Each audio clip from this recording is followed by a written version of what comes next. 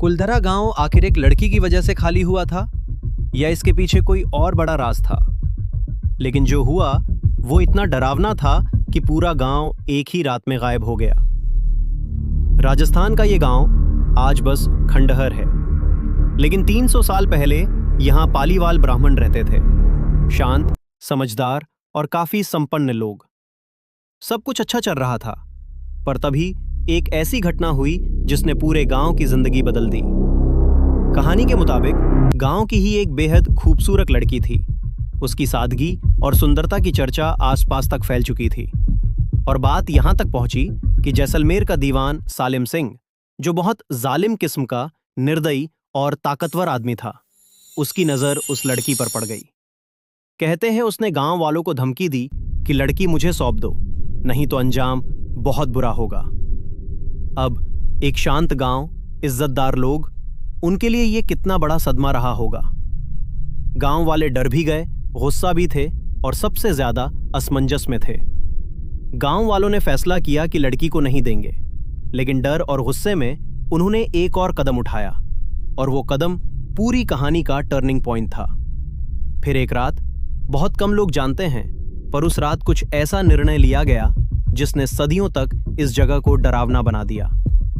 कहा जाता है कि पूरे गांव ने एक ही रात में कुलधरा छोड़ने का फैसला कर लिया। बिना आग बुझाए, बिना दरवाजे बंद किए, बिना किसी को बताए, बस सब उठे और चुपचाप निकल गए। और जाते जाते उन्होंने एक श्राप दिया, इस गांव में अब कोई नहीं बसेगा।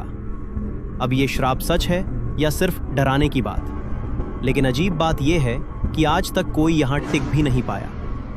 जो भी अब यहां रात बिताने की कोशिश करता है, उसे अजीब एहसास होता है। कदमों की आवाजें, फुसफुसाहट, दीवारों के पीछे कोई होने की सेंसास हो, और कुछ लोगों ने तो छाया जैसी आकृति देखी जो इंसान जैसी थी लेकिन इंसान नहीं। अब यहां पर एक ट्विस्ट है। कुछ इतिहासकार कहते हैं कि गांव छोड़ने का असली कारण लड़की नहीं थी, बल्कि पानी की कमी, टैक्स का बोझ या राजनीति थी। तो फिर सवाल उठता है, अगर वजह इतनी सामान्य थी तो 60 से ज्यादा परिवार एक ही रात में क्यों भागे? धीरे धीरे क्यों नहीं, और वो भी बिना कुछ साथ लिए? और सबसे डरावनी बात ये, जो लोग आज इस गांव में रात बिताने की कोशिश करते हैं, उनके साथ अजीब चीजें होती हैं। किसी को लगता है कि पीछे से कोई चल रहा है, किसी को टूटे घरों में से फुसफुसाहट आती है, किसी के मोशन सेंसर अपने आप चालू हो जाते हैं, और कुछ ने तो यहां छाया चलती देखी है जो इंसान जैसी दिखती है लेकिन इंसान नहीं होती।